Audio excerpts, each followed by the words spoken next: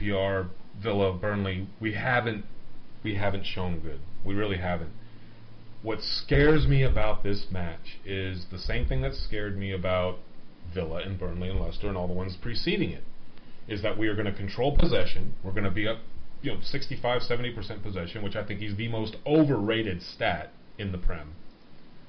And someone like Cisse is going to beat us on the run of play. That is my fear for this game.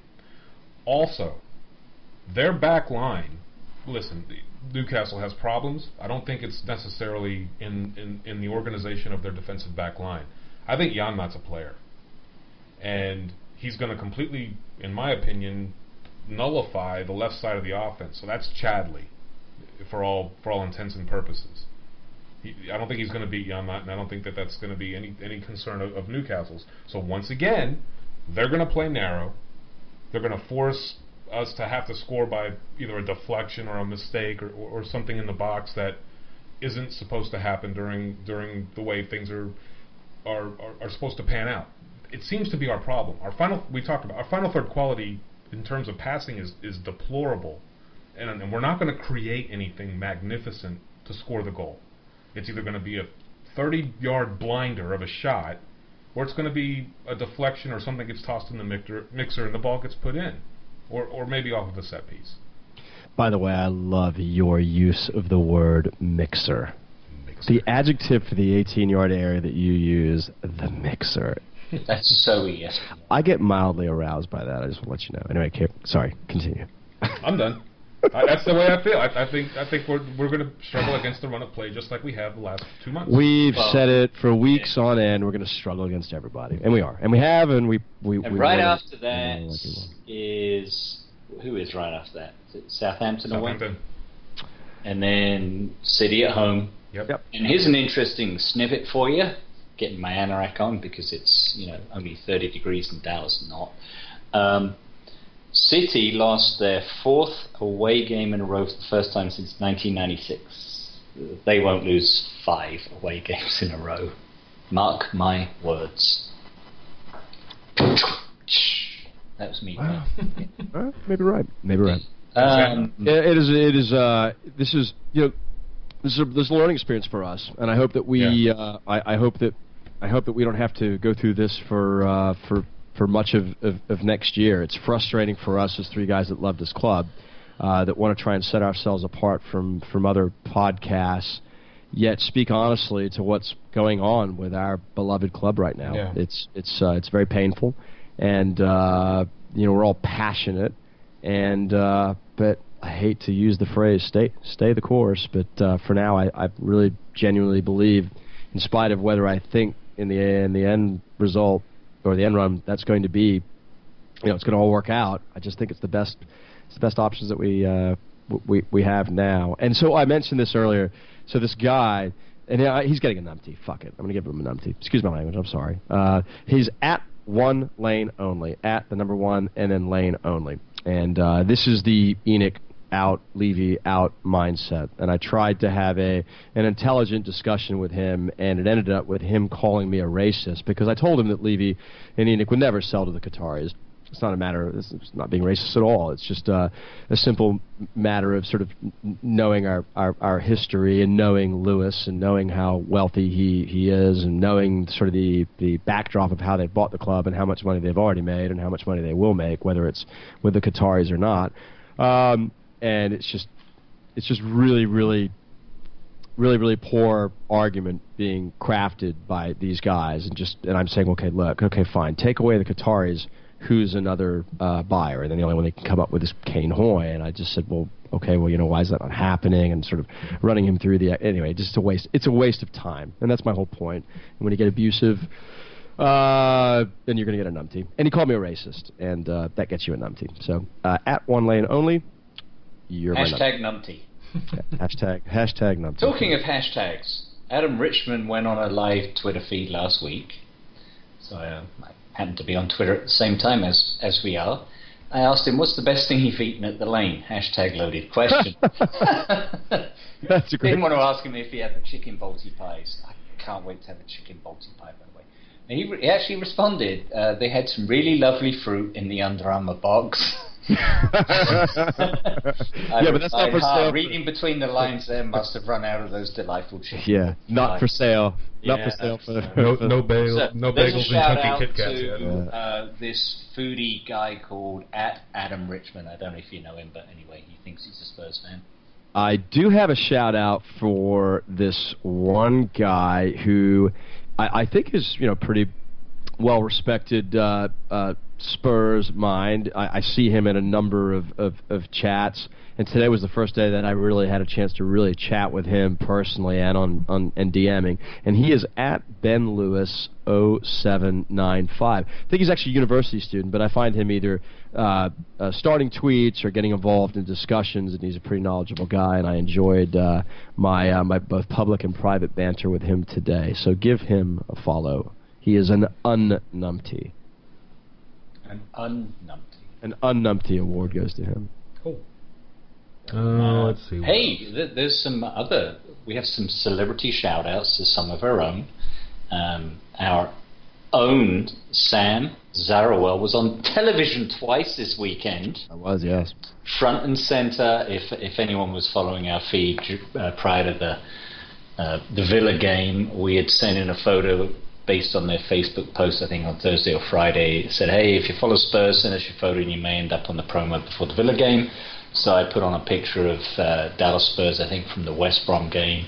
And I'm not in that one because I took the photo, but Sam is hamming it up at the front.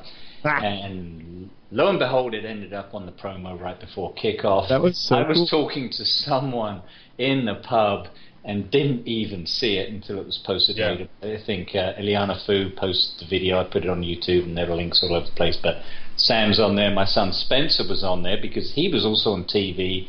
He went to the Rounders yesterday, and there was a home run right where he was sitting, so he was on. And then, of course, Sam, your second appearance was during the Masters. So it was. Well done to Sam and Spencer on making their TV appearances this weekend as the highlight through. I was a camera whore. You were. I saw you hamming it up. You weren't looking at Tiger Woods. You were looking straight at the lens. I wasn't wrong. I'll be the first person to admit it. I said to myself, I'm never going to have a chance to be here again, more than likely, and I hoard myself out for the lens at every opportunity. Sammy, you were talking a second ago about staying the course.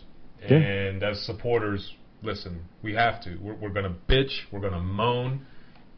It's what we do. All supporters do it. Yeah. The one person that cannot stay the course is Maurizio Pochettino. He's got to make some changes. I agree. And they've got to happen on the pitch. It needs to happen. We need to see a better product. I would love for us to go on a nice, good run of form to close out the season to... Look, I know a lot of people are out there clamoring for us to purposely miss Europa League, and I understand why. I understand some people hate it. They think it's exhausting. For me, it's no different than Champions League. You're never going to win that argument with me, or at least you're never going to change my mind. I'm a supporter. I like to win shit. I want to win trophies, and you can't win it if you're not in it. But we've got to change a little bit of something that's on the pitch, whether it's players, play, mentality, strategic ineptitude that we have right now needs to go out the window. We've got to do something different. We've got to be creative. We've got to play with flair. We've got to find somewhere deep down in the souls of some of those players, and we see flashes of it from the kids that have been there forever, whether it's the tenacity of a Bentaleb, Harry Kane's passion for the club and his pure love for the club, Danny Rose, who looks like he will die for the club and run through brick walls. To me, he's like the next Graham Roberts at this point. We need to find people that are going to fully buy into this thing, but then use their head, use the mental capacity that they have to do the right things on the pitch. When I watch these other teams, and some of them are below us in the table, that can dink and dunk the ball around, looking like Real Madrid or Barcelona at times, and get the final end product and put the ball in the back of the net, and we seem completely oblivious on how to do this, something has to change. And it's going to be interesting to see what that something is. Yeah, I would love to. I would love to see a sort of a go for broke mentality. I said we'd be 7th.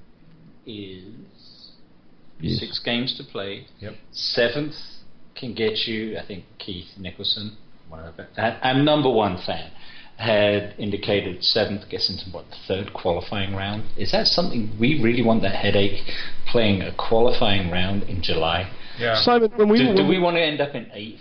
Well, that's what I replied to that tweet. And all I said was, "That's all we need is another fucking game."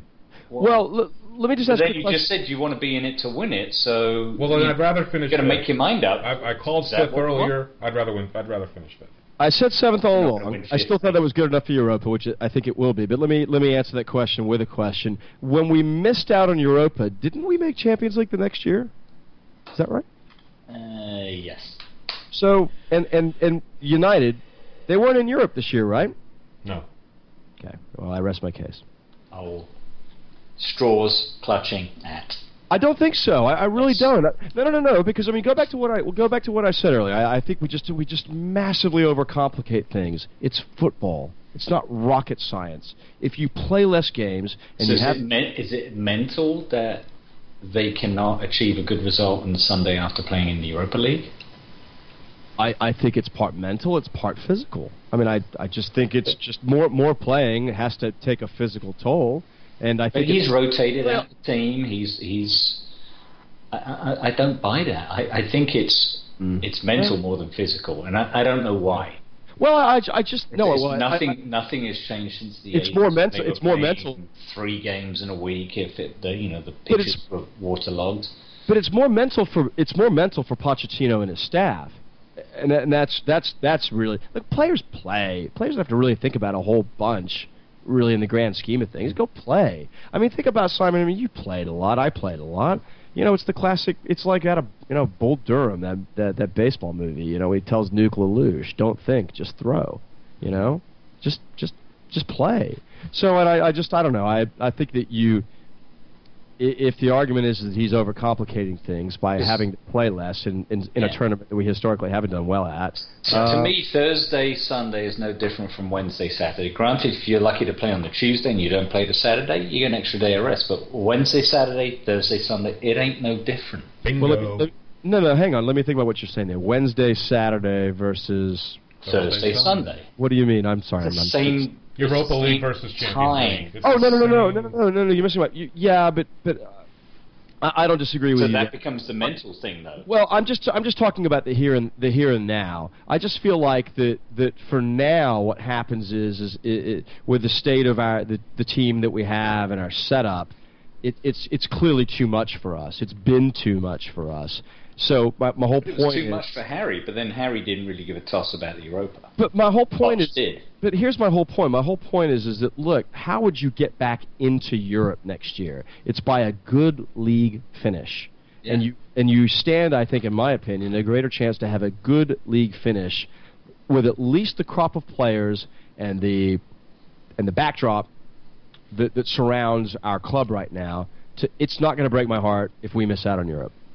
I love Europe. I love it. I'd love to see us one day personally in Europe. I mean, be there. But I just don't know that it would be that terrible of a thing for us to miss out on Europe. It probably isn't, but here's the Spursy quotient.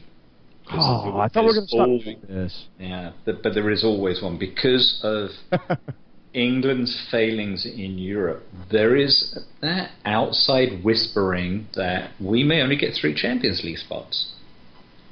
Yeah. Oh no! What if that happens? Retroactively, that would be Spursy, right? We get awarded 3 and we end up 4th. Well, look, I'm talking out of my ass here. I don't know this for sure, but I can't imagine they would be able to do that retroactively. Well, it's not retroactively. Well, I mean, it is from the. Yeah, I would think that they begin. I would think that they would need to do that in a year in advance. Well, I wouldn't. I'm only listening to what I'm seeing and reading, and it may be just a load of bullshit. But it would be about par for the course. But I just don't see us getting 4th next season. Yeah. I just don't see we've got the foundation to kick on. If we finish 8th, so be it.